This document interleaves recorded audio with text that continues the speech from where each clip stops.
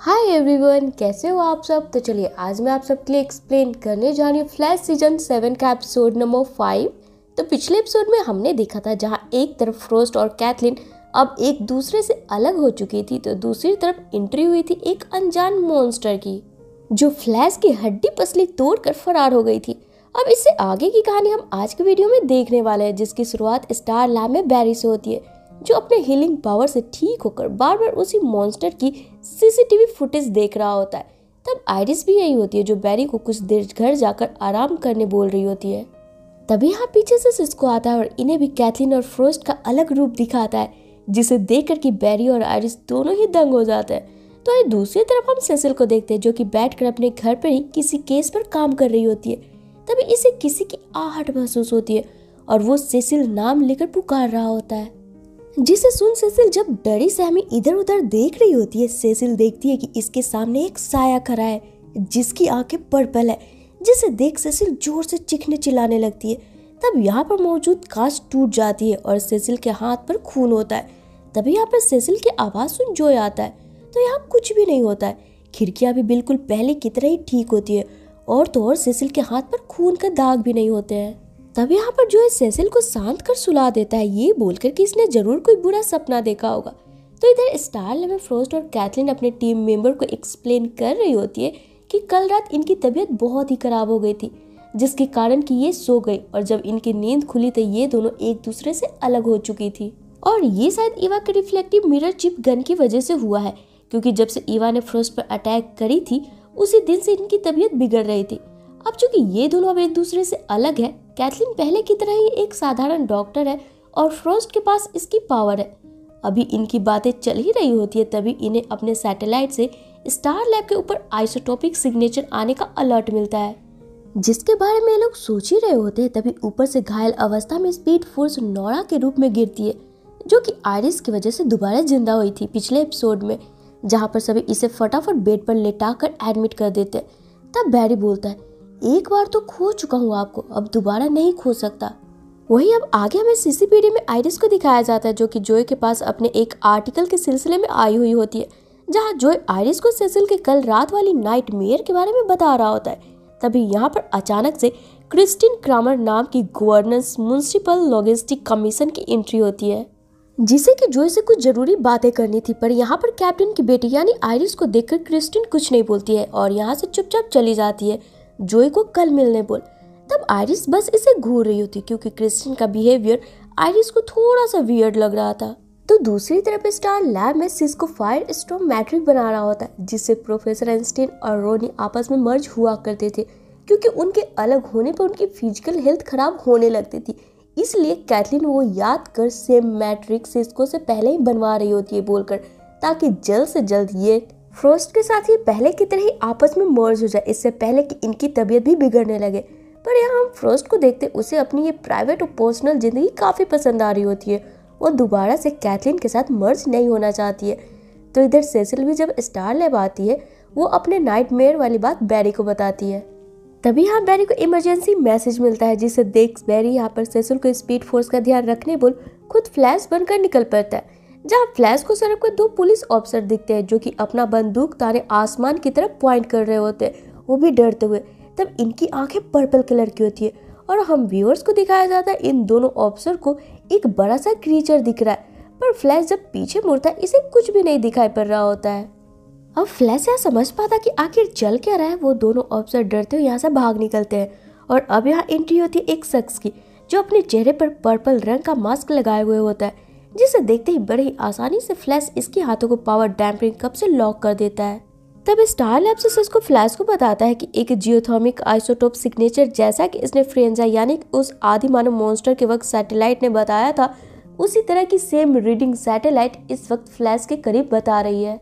अब फ्लैश कुछ समझ पाता तब तक ये पर्पल मास्क वाला शख्स फ्लैश पर भी अपना जादू कर देता है और बड़े ही आसानी से अपना लॉक हाथों को भी खोल लेता है। तब इस पर्पल मास्क वाले शख्स के जादू से फ्लैश अपनी एक डरावनी याद में फंस जाता है, जिसको हम आम भाषा में हेलुसिनेशन कहते हैं। यहाँ पर फ्लैश की मुलाकात रिवर्स फ्लैश यानी कि एबोथॉन से होती है, जो आते ही फ्लैश को दमदार घुसा मारकर गिरा देता है।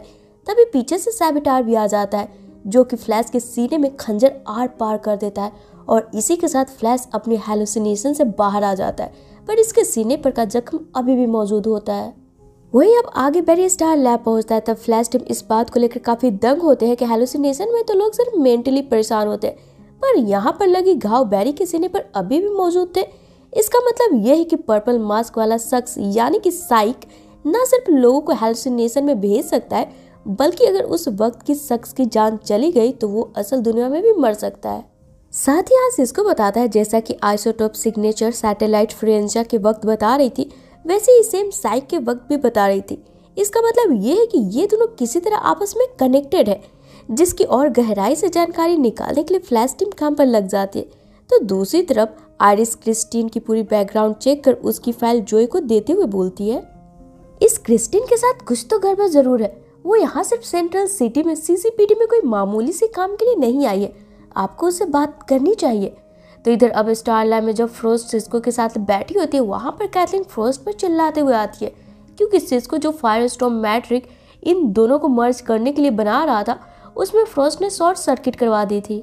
और ये पूछने पर कि आखिरकार फ्रोस्ट ने ऐसा क्यों किया, फ्रोस्ट कैथलीन को बताती है कि दोबारा से कैथलीन के साथ नहीं जुड़ना चाहती है, बल्कि अपनी एक अलग प्राइवेट जिंदगी जीना चाहती है, जिसे सुन कैथलीन को बुरा लगता है और वो यहाँ से चली जाती है।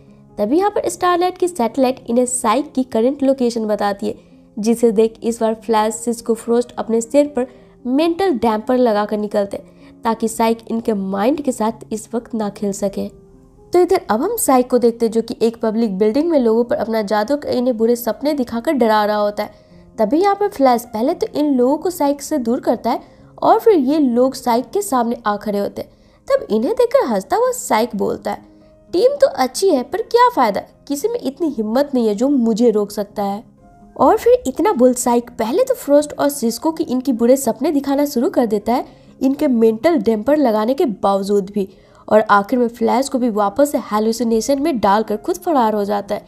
जिसके बाद अब ये तीनों भी अब खाली हाथ स्टार लैब लौट आते हैं, जहाँ ये तीनों अभी भी अपने बुरे सपने के बारे में ही सोच सोच कर परेशान हो रहे होते हैं। तब फ्रोस्ट साइड में अकेली बैठी होती है, क्योंकि साइक को फ्रोस्ट ने दिखाया था कि अगर फ्रोस्ट कैथलीन की बात नहीं सुनेगी तो कैथलीन फ्रोस्ट को पुलिस के हवाले कर देगी, जिसे सुनकर कैथलीन फ्रोस्ट को दिलासा देती है कि चाहे कुछ भी हो जाए, कैथलीन फ्रोस्ट के बारे में ऐसा बुरा कभी नहीं सोच सकती है।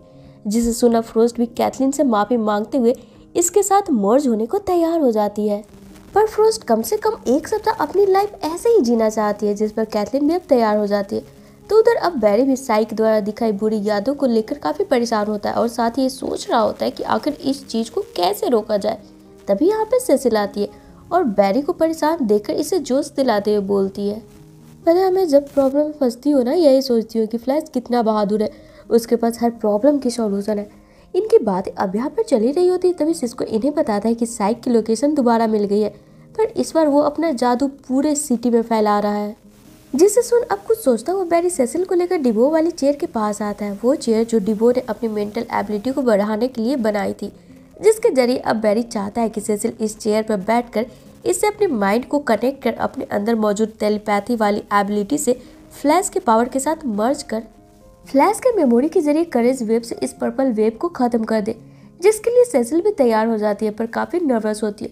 तो दूसरी तरफ सिटी में हम देखते हैं साइक के पर्पल वेव से सभी जनता अपने डरावने सपने में पहुंचकर सभी बेचैन है, हर कोई चीखे और चिल्लाए जा रहा है। तो इधर अब प्लान के अकॉर्डिंग सेसिल को डिबो के चेयर पर बिठा दिया जाता है। तब फ्लैश बाहर सिटी में निकलता है और जैसे ही पर्पल वेव से टकराता है कुछ देर के लिए, तो फ्लैश को वापस इसके बुरे सपने दिखने लगते हैं, जहाँ फ्लैश देखता है इसके सभी अपने मरे पड़े हैं और फिर ये सभी खड़ा होकर अपनी इस हालत के जिम्मेदार फ्लैश को ही मान रहे होते हैं, जिन्हें ऐसे देख फ्लैश अब टूटने लगता है। फिर फ्लैश को याद आता है ये सब तो साइक का जादू है। फ्लैश खुद को अब यहाँ पर ये सोचते हुए कंट्रोल करता हुआ अपनी बॉडी अपने दिमाग में से डर की जगह जोश और साहस पैदा करता है।